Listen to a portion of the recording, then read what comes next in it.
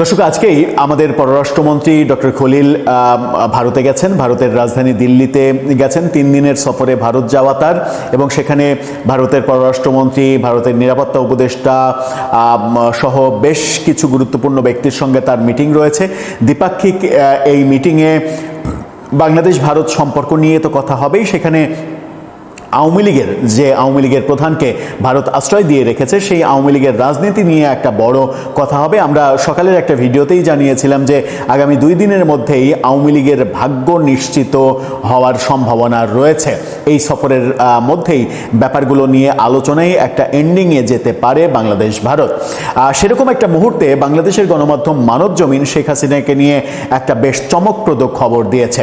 সেই খবরে তারা দাবি করছে শেখ হাসিনাকে ভারত থেকে অন্য একটা দেশে পাঠানোর চিন্তা ভাবনা চূড়ান্ত হয়েছিল, কিন্তু শেষ মুহূর্তে গিয়ে সেই প্ল্যান ভেস্তে যায়।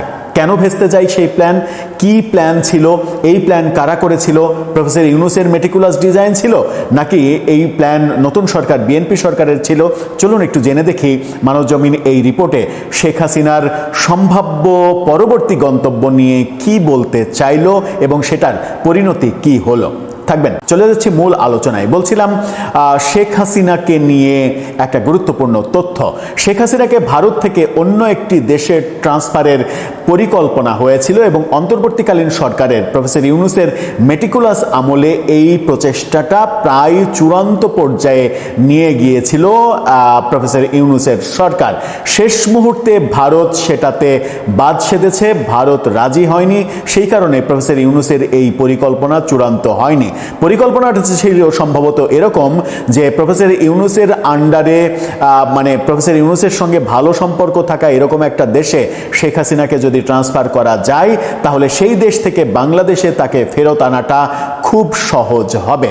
যে দেশের সঙ্গে বর্তমান ক্ষমতাসীন সরকার বিএনপি সরকারেরও ভালো সম্পর্ক রয়েছে। কি প্ল্যান? মানবজমিনের শিরোনামটা দেখে নিন। সেখানে বলা হচ্ছে কাতার নয় অন্য কোনো দেশেও যেতে রাজি নন হাসিনা। অর্থাৎ শেখ হাসিনাকে কাতারে ট্রান্সফার করার প্ল্যান করেছিল চূড়ান্ত প্রফেসর ইউনূসের সরকার, কিন্তু শেষ মুহূর্তে ভারত চায়নি, শেখ হাসিনাও রাজি হননি। শেখ হাসিনা কি বলছেন? বাংলাদেশের গদিচ্যুত প্রধানমন্ত্রী শেখ হাসিনা কোনো অবস্থাতেই অন্য কোনো দেশে যেতে রাজি নন। তার পছন্দ ভারত, এখানেই তিনি আছেন, এবং এটাও তিনি বলেছেন যে মরলে আমি ভারতেই মরব। তাই তাকে কাতারে পাঠানোর একটা তৎপরতা ভেস্তে গেছে। কে তৎপরতা নিয়েছিল? অন্তর্বর্তী জামানায় হাসিনাকে স্থানান্তরের বিষয়ে ভারত, বাংলাদেশ ও কাতারের মধ্যে ত্রিপক্ষীয় দুতিয়ালিতে এমনই একটা সিদ্ধান্ত হয়েছিল। কিন্তু হাসিনা বেঁকে বসেন, বলেন আমি এখানেই থাকবো। হাসিনাকে প্রত্যর্পণের দাবিতে যখন চাপ বাড়ছিল, তখনই তাকে তৃতীয় কোনো দেশে পাঠানোর ব্যাপারে আলাপ আলোচনা শুরু হয়। এক পর্যায়ে কাতার সম্মতি দেয়, কাতারও রাজি হয়েছিল। কূটনৈতিক তৎপরতা যখন চূড়ান্ত পর্যায়ে, তখনই ভারত সিদ্ধান্ত কার্যকর করা থেকে বিরত থাকে, কারণ জোর করে হাসিনাকে অন্য কোনো দেশে পাঠানোর ব্যাপারে ভারতের কোনো ইচ্ছা বা অভিপ্রায় ছিল না। তারা বলছে এখন অবশ্য হাসিনাকে দেশে ফেরত পাঠানোর বিষয়ে দৃশ্যমান কোনো চাপ নেই। দায়িত্বশীল কূটনৈতিক সূত্রে মানবজমিন জানতে পেরেছে ভারত সরকারও হাসিনার নেতৃত্ব সম্পর্কে অনেকটাই আগ্রহ হারিয়ে ফেলেছে। অর্থাৎ শেখ হাসিনাই আওয়ামী লীগের নেতৃত্ব দেবেন, এই ব্যাপারে ভারত আর আগ্রহী নয়, এটা দাবি করছে মানবজমিন বিভিন্ন সূত্রের বরাত দিয়ে। আওয়ামী লীগকে নির্বাচনী রেসে সামিল করার জন্য নানাভাবে চেষ্টা চালিয়েছিল ভারত। তখন আওয়ামী লীগের নেতৃত্ব অন্য কাউকে দেয়া যায় কিনা সেটা নিয়ে পর্দার আড়ালে অনেক তৎপরতা ছিল। প্রথমে সাবির হোসেন চৌধুরীকে বিবেচনা করা হয়, কিন্তু হাসিনা তাতে সম্মত হননি। সাবির হোসেন চৌধুরীর ব্যাপারে হাসিনার অনাপত্তি থাকবেই, কারণ 111-এ আওয়ামী লীগ ভাঙার যে কারুকাজ হয়েছিল তার মধ্যে সাবির হোসেন চৌধুরীও ছিলেন। এক পর্যায়ে সাবির হোসেন চৌধুরী নিজেই অপারগতা প্রকাশ করেন। এরপর রেহানার ছেলে রাদওয়ান সিদ্দিক ববিকে দিল্লিতে ডেকে আনা হয়। শেখ হাসিনার সঙ্গে ববি কথাও বলেন, শেখ হাসিনা এতেও সায় দেননি। অর্থাৎ শেখ রেহানার ছেলে ববিকেও আওয়ামী লীগের দায়িত্ব দেওয়ার পরিকল্পনা হয়েছিল, সেখানেও শেখ হাসিনা রাজি হননি। তাহলে শেখ হাসিনা কাকে আওয়ামী লীগের নেতৃত্ব দিতে চান, সেটা একটা বড় কিন্তু কৌতূহলী প্রশ্ন। ভারতের সকল প্রচেষ্টা ব্যর্থ হয় তখনই তাদের তরফে বাংলাদেশের নির্বাচনের ব্যাপারে সবুজ সংকেত দেয়া হয়। অর্থাৎ নেতৃত্বের ব্যাপারে শেখ হাসিনা যখন কাউকে দিতে রাজি হননি, তখন ভারত বাংলাদেশের নির্বাচনের ব্যাপারে সবুজ সংকেত দেয় যে ঠিক আছে, আওয়ামী লীগকে বিহীনই তোমরা নির্বাচন করো, এই দাবি করছে মানবজমিন। এরপরের ঘটনা সবার জানা, নির্বাচনের পর হিসাব নিকাশ পাল্টে গেছে, পরিস্থিতি এখন উল্টো স্রোতে। দূরের একটি দেশও নতুন সমীকরণে যুক্ত হয়েছে, অর্থাৎ আমেরিকাকে মিন করা হচ্ছে যে আমেরিকাও বিএনপির দিকে ঝুঁকে গেছে। ঢাকা দিল্লি সম্পর্কটা অনেকটা স্বাভাবিক হতে চলেছে, কূটনৈতিক যোগাযোগ বেড়েছে, দুই দেশের তরফেই নতুন সম্পর্ক নতুন মাত্রায় নিয়ে যাওয়ার তাগিদ লক্ষ্য করা যাচ্ছে। ভিসা প্রক্রিয়া ফের স্বাভাবিক হচ্ছে, তবে পশ্চিমবঙ্গের নির্বাচনের কারণে এখনই ভিসা স্বাভাবিক করতে চাচ্ছে না। পশ্চিমবঙ্গের নির্বাচনের পরে ভারত ভিসা প্রক্রিয়া স্বাভাবিক করবে, এরকমটা দাবি করছে মানবজমিন।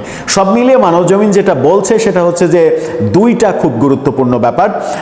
শেখ হাসিনাকে কাতারে নিয়ে যাওয়ার প্ল্যান হচ্ছিল, যেখানে শেষ মুহূর্তে শেখ হাসিনার দ্বিমতের কারণে ভারতও মতামত দেয়নি, ভারতও এগ্রি করেনি। আরেকটা ব্যাপার হচ্ছে যে আওয়ামী লীগ নির্বাচনে অংশগ্রহণ করতে পারত যদি শেখ হাসিনা নতুন নেতৃত্বের ব্যাপারে রাজি হতেন। এটা কিন্তু একটা নতুন তথ্য।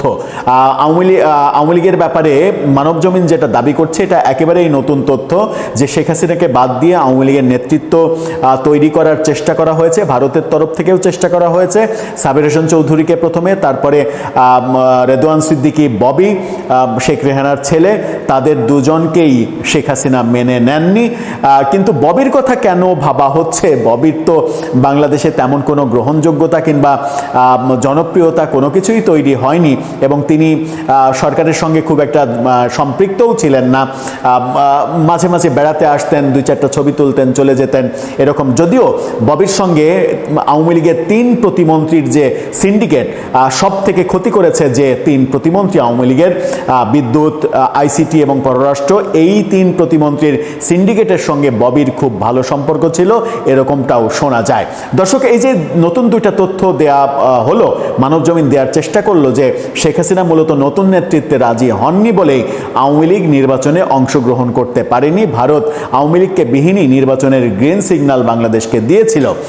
আরেকটা হচ্ছে যে অন্য দেশে ট্রান্সফারের ব্যাপারে তিনি রাজি হননি, তিনি বলেছেন মরলে ভারতেই মরব। কিন্তু অন্য দেশে ট্রান্সফারের ব্যাপারে তাহলে ভারত ত্রিপক্ষীয়, কাতার, বাংলাদেশ, ভারত, এই ত্রিপক্ষীয় যে ব্যাপার স্যাপার, সেখানে ভারত অংশগ্রহণ করেছিল কেন? সেই প্রশ্নটাও একটা গুরুত্বপূর্ণ সিগন্যাল বহন করে। সুপ্রিয় দর্শক, সাজ্জাদ কাদিরের শুভেচ্ছা নিন। এই মুহূর্তে কথা বলবো আওয়ামী লীগ প্রধান শেখ হাসিনা ভারত ছেড়ে আসলে কোথায় যাচ্ছেন। আসলে তিনি কোথাও যাচ্ছেন না, তিনি অন্য কোনো দেশে যেতে রাজি নন, তিনি ভারতেই থাকছেন। তার পছন্দ ভারত, সেখানেই তিনি আছেন, সেখানেই থাকতে চান। এমনকি এটাও বলেছেন মরলে মরব ভারতেই। তাকে কাতারে পাঠানোর একটা তৎপরতা হয়েছিল, এমনটাই বলছে আজকে মানবজমিনের একটি রিপোর্ট, কিন্তু সেই তৎপরতা ভেস্তে গেছে। অন্তর্বর্তী জামানায় শেখ হাসিনাকে স্থানান্তরের বিষয়ে ভারত, বাংলাদেশ ও কাতারের মধ্যে ত্রিপক্ষীয় দুতিয়ালিতে এমনই একটা সিদ্ধান্ত হয়েছিল বলে জানা যাচ্ছে। কিন্তু শেখ হাসিনা বেঁকে বসেন, বলেন আমি এখানেই থাকব। শেখ হাসিনাকে প্রত্যর্পণের দাবিতে যখন চাপ বাড়ছিল, তখনই তৃতীয় কোনো দেশে পাঠানোর ব্যাপারে আলাপ আলোচনা শুরু হয়। এক পর্যায়ে কাতার সম্মতি দেয়। কূটনৈতিক তৎপরতা যখন চূড়ান্ত পর্যায়ে, তখনই ভারত সিদ্ধান্ত কার্যকর করা থেকে বিরত থাকে। কারণ জোর করে শেখ হাসিনাকে অন্য কোনো দেশে পাঠানোর ব্যাপারে ভারতের কোনো ইচ্ছা বা অভিপ্রায় ছিল না। এখন অবশ্য শেখ হাসিনাকে দেশে ফেরত পাঠানোর বিষয়ে দৃশ্যমান কোনো চাপ নেই। দায়িত্বশীল কূটনৈতিক সূত্রে মানবজমিন জানতে পেরেছে ভারত সরকারও শেখ হাসিনার নেতৃত্ব সম্পর্কে অনেকটাই আগ্রহ হারিয়ে ফেলেছে। আওয়ামী লীগকে নির্বাচনী রেসে সামিল করার জন্য তারা নানাভাবেই চেষ্টা চালিয়েছিল। তখন আওয়ামী লীগের নেতৃত্ব অন্য কাউকে দেওয়া যায় কিনা তা নিয়েও পর্দার আড়ালে অনেক তৎপরতা ছিল। প্রথমে সাবের হোসেন চৌধুরীকে বিবেচনা করা হয়, কিন্তু শেখ হাসিনা তাতে সম্মতি দেননি। এক পর্যায়ে সাবের হোসেন চৌধুরী নিজেই অপারগতা প্রকাশ করেন। এরপর শেখ রেহানার ছেলে রাদওয়ান সিদ্দিক ববিকে দিল্লিতে ডেকে আনা হয়। শেখ হাসিনার সঙ্গে ববি কথাও বলেন। শেখ হাসিনা এতেও সম্মতি দেননি। ভারতের সকল প্রচেষ্টা ব্যর্থ হয়, তখনই তাদের তরফে বাংলাদেশের নির্বাচনের ব্যাপারে সবুজ সংকেত দেওয়া হয়। এর পরের ঘটনা সবার জানা। নির্বাচনের পর হিসাব নিকেশ পাল্টে গেছে, পরিস্থিতি এখন উল্টো স্রোতে। দূরের একটি দেশও নতুন সমীকরণে যুক্ত হয়েছে। ঢাকা দিল্লি সম্পর্ক অনেকটা স্বাভাবিক হতে চলেছে, কূটনৈতিক যোগাযোগ বেড়েছে, দুদেশের তরফেই নতুন মাত্রায় যোগাযোগ এগিয়ে নেওয়ার তাগিদ দেখা যাচ্ছে। ভিসা প্রক্রিয়া ফের স্বাভাবিক হচ্ছে, তবে পশ্চিমবঙ্গের বিধানসভা নির্বাচনের আগে নয়। সূত্রগুলো বলছে এ ব্যাপারে বাংলাদেশ ভারতের মধ্যে কয়েক দফা আলোচনা হয়েছে, কিন্তু পশ্চিমবঙ্গের নির্বাচন সামনে রেখে কৌশলগত কারণে বিজেপি সরকার ভিসা চালুর ব্যাপারে আগ্রহ দেখায়নি। 2024-এর 5ই আগস্টের পর থেকে সকল প্রকার ভিসা বন্ধ রয়েছে, তবে বিশেষ ক্ষেত্রে কিছু ভিসা চালু আছে। মানব জমিনের এই যে আমরা রিপোর্টটা যেটি দেখলাম, তাতে একটা লাইন খুব অ্যালার্মিং। দায়িত্বশীল কূটনৈতিক সূত্রে মানব জমিন জানতে পেরেছে ভারত সরকার ও শেখ হাসিনার নেতৃত্ব সম্পর্কে অনেকটাই আগ্রহ হারিয়ে ফেলেছে। এটা একদম অস্বাভাবিক কিছু নয়, কারণ এই যে 1.5 বছর হয়ে গেছে শেখ হাসিনা আওয়ামী লীগ প্রধান, তিনি আওয়ামী লীগ প্রধান হয়েই আছেন, কিন্তু গত 1.5 বছরে আসলে আওয়ামী লীগের কোনো বিকার নেই। হ্যাঁ, অনেকে বলবেন আওয়ামী লীগ বাংলাদেশে নিষেধ, বিকার কি থাকবে? অতীতে তো আওয়ামী লীগ নিষেধ ছিল, অতীতে কাজ করেনি। এইভাবে একদম সবকিছু দরজা জানালা বন্ধ করে ভারত সরকার, কিন্তু আপনারা খেয়াল করেন গত 20 মাসের অবস্থা, ভারত সরকার বরাবর ইনক্লুসিভ ইলেকশনের কথা বলেছে। এমনকি ধানমন্ডি যে 32 ভাঙা হয়েছিল, সেই 32 ভাঙার ব্যাপারে ভারত সরকার আলাদাভাবে বিবৃতি দিয়েছে, সরকারিভাবে, রাষ্ট্রীয়ভাবে। এর চেয়ে আওয়ামী লীগের পক্ষপাতিত্ব আর আপনি কি দেখতে চান? এতটা পক্ষপাতিত্ব করেও আওয়ামী লীগ দাঁড়াতে পারে না। আওয়ামী লীগের সংগঠন নেই। আমরা বারবার এগুলো বলে আসছি যে আওয়ামী লীগ আসলে সংগঠনটা নেই হয়ে গেছে। হ্যাঁ, তৃণমূল কর্মী বা সমর্থক, ভোট আছে, এখনো প্রচুর ভোট আছে। এখনই ইলেকশন দিয়ে দেখুন, আওয়ামী লীগ ভূমিধস বিজয় হবে এখনই। কিন্তু আওয়ামী লীগের সংগঠন নাই।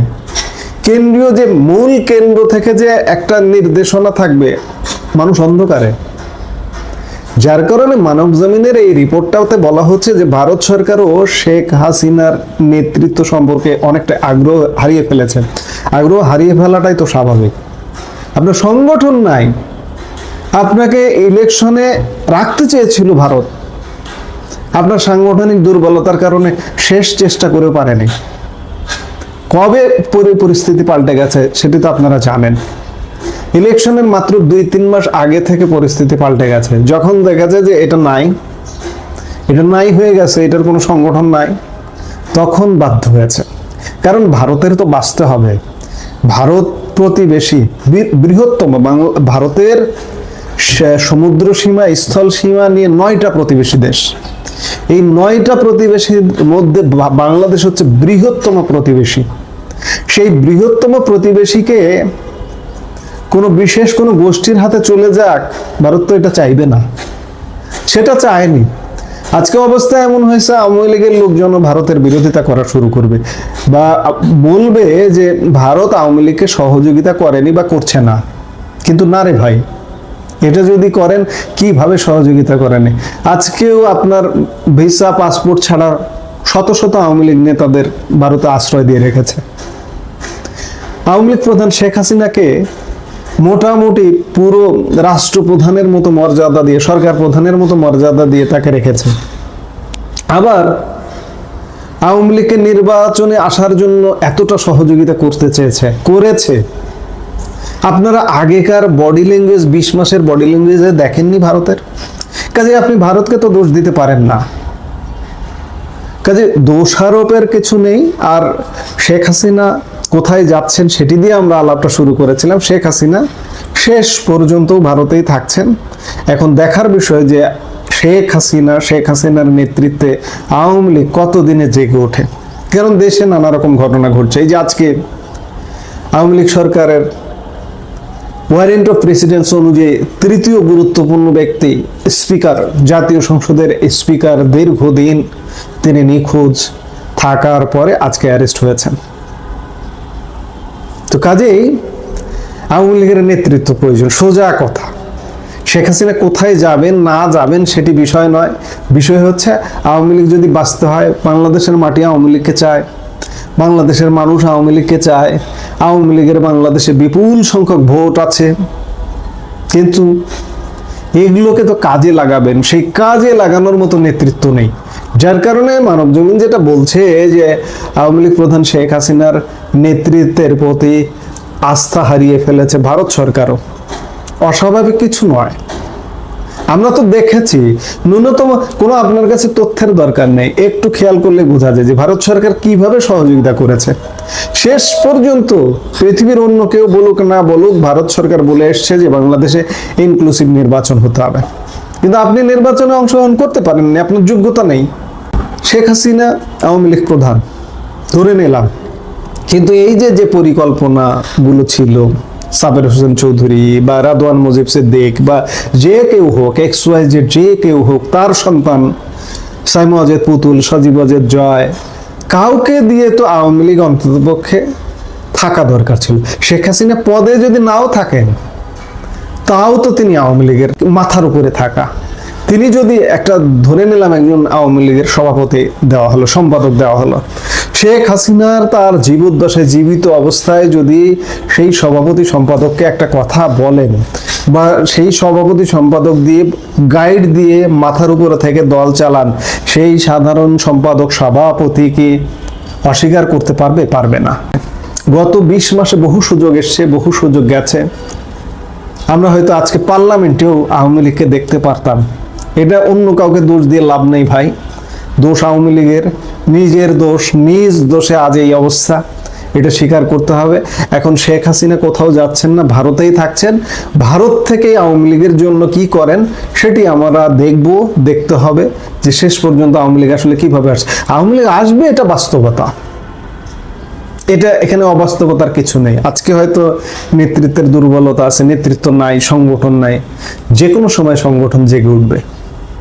সেই দিনের অপেক্ষায় হাজারো আওয়ামী লীগ নেতা কর্মী আছে এবং শেখ হাসিনা আলটিমেটলি ভারতেই থাকছেন।